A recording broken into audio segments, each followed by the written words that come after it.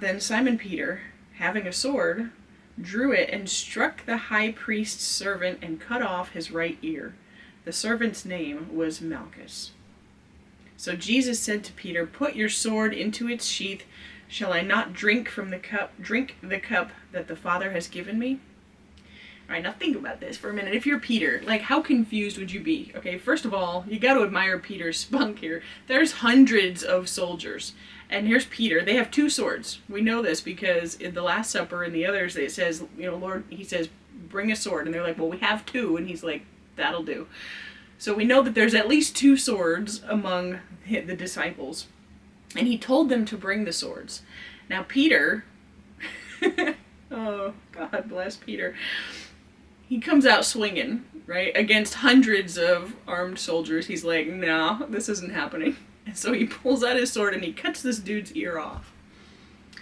Now, Peter thinks, surely, that he's doing the right thing. Because didn't Jesus tell them to bring a sword? Right? But the sword is not for right now. And Peter doesn't understand yet. He hasn't got it through his head that this has to happen. The sword is for the time of period after Jesus is dead. Right? He has been arrested and crucified, and they need to protect themselves. They need to stay safe until he is resurrected and they receive the Holy Spirit.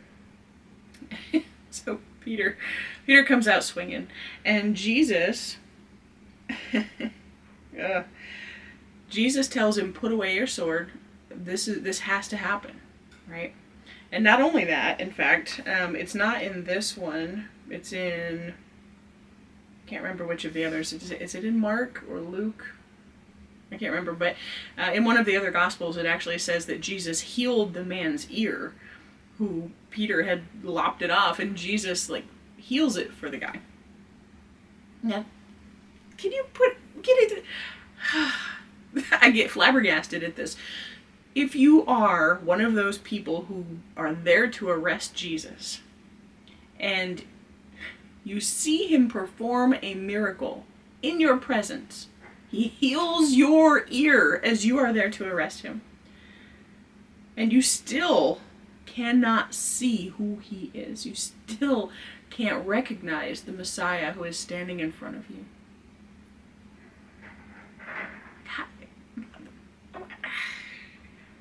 Sorry, I just have no words. It really, truly can only be that their hearts are so hardened.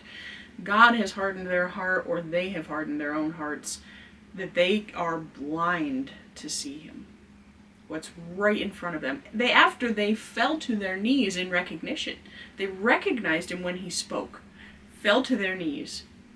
He heals a man in front of them, and they still proceed with the arrest. It just blows my mind every time I think about it.